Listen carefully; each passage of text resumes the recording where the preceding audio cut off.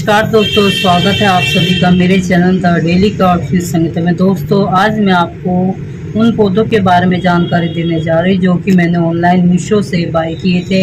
ये है मेरे एडीनियम के प्लांट। एडीनियम प्लांट को जब हम नर्सरी से खरीदते हैं, कोई भी पौधा हम खरीदते हैं, हमें हमेशा कुछ बातों का विशेष ध्यान रखना चाहिए। जैसे हमें तना हमेशा सख्त व सेहतमंद होना चाहिए, सड़ा या गला हुआ नहीं होना चाहिए। हम जब इसको लेकर आए थे तो हमने ये देखा था कि इसकी जो रूट्स हमारी बाहर आ चुकी है, तो इसका मतलब हमारी इसकी जो जड़ें हैं वह बिल्कुल स्वस्थ है। और पौधे को जब हम पुरानी मिट्टी से निकालते हैं तो यह भी ध्यान रखना उसमें कोई स्लग्स आदि ना हो। स्लग्स आदि यदि होते हैं तो हमारा पौधा खराब हो सकता है और स्लग्स हमारे पौधे को बेकार कर देते हैं। और ये देखिए कितनी हेल्दी जड़ें हैं। जब मैं इस पौधे को मैंने मीशो से मंगाया था, इस चीज़ का मैंने विशेष ध्यान रखा था कि हमारे पौधे स्वस्थ होने चाहिए। दूसरी चीज़, नर्सरी में मिट्टी ज़्यादा भारी होती है, क्योंकि ज़्यादा भारी का मतलब थोड़ी सी उसमें क्लेई सॉइल यूज़ किए जाते हैं ताकि इसमें पानी होल्ड हो सके और मिट्टी में नमी बनी रहे, पौधा भी हमारा ख़राब ना हो। इस बात का ध्यान रखो। घर लाने के 7 दिन बाद ही हमें रिपोर्टिंग करनी चाहिए। आज इसका 7वां दिन है इस पौधे का, आज इसीलिए मैं इसकी रिपोर्टिंग कर रही हूँ। नया गमला चौड़ा होना चाहिए और नीचे से छिद्र वाला हो। देखिए जिस प्रकार से मैं इस गमले में इसको रिपोर्ट करूँगी, ये गमला मेरा चौड़ा है, इसमें मैं इसको रिपोर्ट करूँगी। इस बात का विशेष ध्यान रखना। पौधे की सारी जो शाखा है वो खूब अच्छी हेल्दी है, इसकी जड़ें भी बहुत हेल्दी है। ये हमें कुछ बातें होती हैं, गमला चौड़ा और छिद्र वाला हो। अब हम मिट्टी की बात करते हैं दोस्तों। मिट्टी हमारी 40% रेतीली मिट्टी होनी चाहिए, रिवर सैंड या कोर्स सैंड होनी चाहिए। 30% हमारी गार्डन सॉइल होनी चाहिए। हमारी गार्डन सॉइल है, ये हमारी मिट्टी है। और 20% परलाइट या ईंट की क्रच होती है, ईंट का चूरा होता है वह, ये सब मैंने इसमें ले लिया है। देखिए इसमें मेरे बदरपुर है, थोड़ी सी मैंने वर्मी कंपोस्ट आदि डाली है और 10% गोबर की खाद और वर्मी कंपोस्ट का मिक्सचर है। इन सबको मिलाकर मैं इस मिट्टी को तैयार किया है और इन सबको मिक्स कर दूंगी। और ये चौड़े मुंह वाला मैंने गमला लिया है और इसमें मैंने होल भी कर लिया। नीचे में दिखाती हूँ आपको, मिट्टी लाई थी तो इससे बंद हो गया था होल। देखिए दोस्तों, मैंने इसके अंदर होल भी बना लिया है। होल होना बहुत ज़्यादा ज़रूरी है ताकि हमारे पौधे का ड्रेनेज सिस्टम प्रॉपर बना रहे। इस मिट्टी को हम पूरी तरह से पहले मिक्स कर लेंगे और इसमें हम थोड़ा सा रूट हार्मोन्स मिक्स करेंगे। देखिए इसमें थोड़ा सा रूट हार्मोन्स मिक्स करेंगे। रूट हार्मोन्स का ये फ़ायदा होता है कि हमारी जैसे कि पौधा हमारा नर्सरी से आया है, नर्सरी में इस पर किसी प्रकार की कोई बीमारी ना हो और हमारा पौधा अच्छी तरह सर्वाइव करे। और इस मिट्टी को भली भांति हम मिक्स कर लेंगे।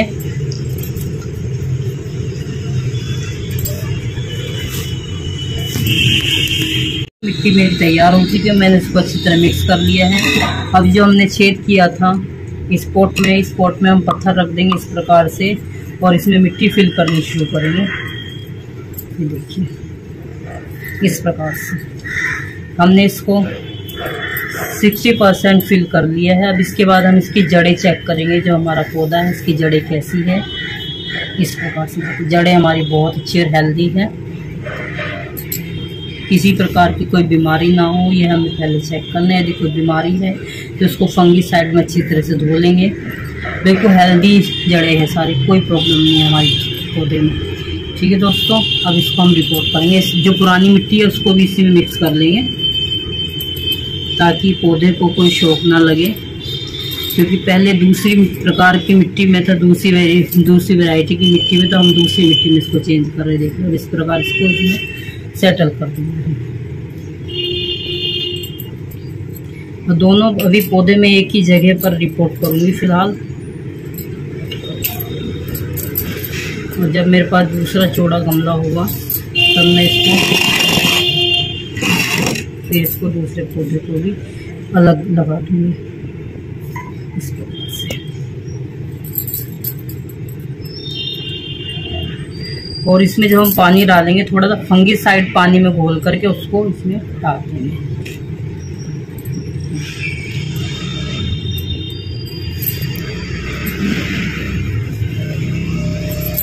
और बस इसको 10% इसको ऊपर से खुला छोड़ना है गमले को, बाकी पूरे में हमें इसको भर देना मिट्टी से। और इसमें थोड़ा सा हम फंगिसाइड डालेंगे ग्लास में।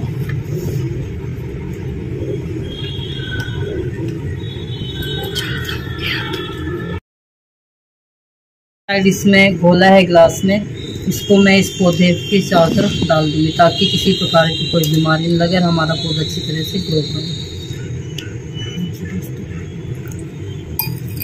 जैसे कि हमने पौधा आज रिपोर्ट किया है, 20 से 25 दिन तक इसमें बिल्कुल भी कोई भी खाद आदि नहीं डालना है। खाद यदि डालना है तो महीने के बाद या 1.5 महीने के बाद इसको खाद डालना है। पौधे का रस थोड़ा विषैला होता है, इसलिए रिपोर्टिंग और कटिंग करते समय विशेष ध्यान रखें। अच्छी तरह से साबुन से हाथ को धो लें। और यदि आप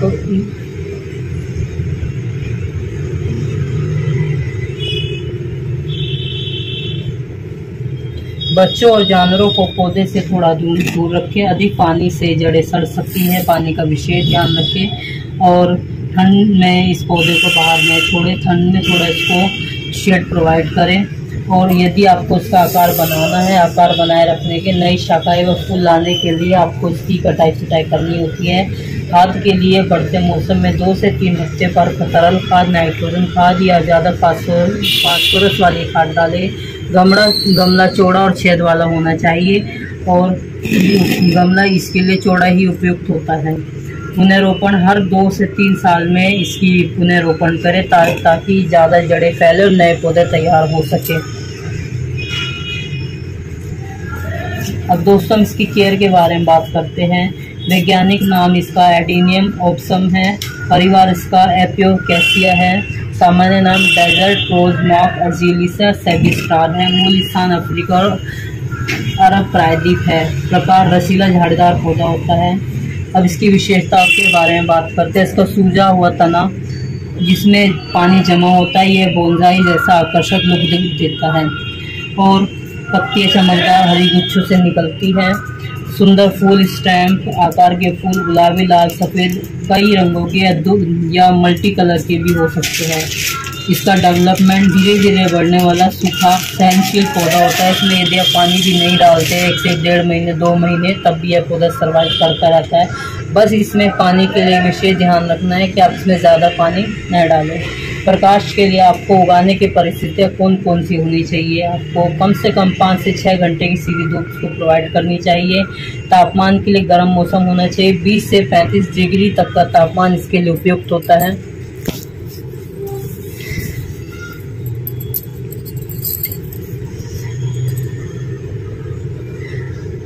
ज़्यादा ठंड व पाले में इसको बचा कर रखें। मिट्टी के लिए रेतीली व अच्छी प्रकार से निकासी वाली मिट्टी जिसमें कैक्टस मिक्स सबसे अच्छा होता है, इस प्रकार की मिट्टी आपको तैयार करनी है। ये इसके लिए बेस्ट मिट्टी होती है। और गर्मी में सिंचाई के लिए जब मिट्टी सूख जाए तभी पानी दे। यदि मिट्टी 1 से 2 इंच सूख जाए तभी पानी दे। यदि मिट्टी गीली है तो इसमें पानी बिल्कुल भी नहीं डालना है। और सर्दी में बहुत कम पानी दे, थोड़ा अर्ध निष्क्रिय हो जाता है। मतलब क्या होता है, थोड़ा सा डोरमेंसी में चला जाता है। सर्दी में इसकी कोई भी ग्रोथ नहीं होती है। यदि आपको लगता है इस पर कोई पत्ता नहीं है सर्दियों में तो आप घबराने की जरूरत नहीं है। सर्दियों में अपने आप ही जब गर्म मौसम इसका आएगा तो यह पौधा दोबारा से रीग्रोथ कर लेता है।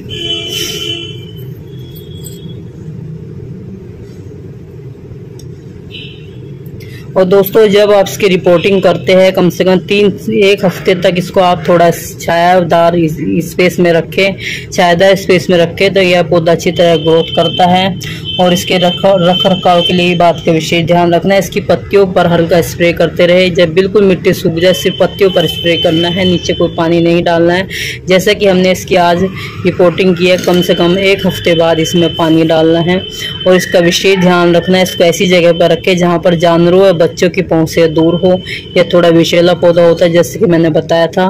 आपको मेरी वीडियो कैसी लगी लाइक कीजिए, शेयर कीजिए, सब्सक्राइब कीजिए। Thank you so much for watching my video. यदि इस प्रकार की और वीडियो आप लेना चाहते हैं तो कमेंट ज़रूर कीजिए। और किस पौधे के बारे में आप अगली वीडियो चाहते हैं वह भी कमेंट बॉक्स में अवश्य लिखें। आप लोगों के सहयोग से ही हमारे चैनल ग्रो करता है, एक दूसरे के सपोर्ट से ही हम लोग आगे बढ़ सकते हैं। इसलिए आपको कमेंट करना, आपका चैनल को वीडियो को देखना, हम बहुत मेहनत लगती है किसी भी एक टॉपिक को, किसी भी कंटेंट को बनाने में। Thank you so much for watching my video.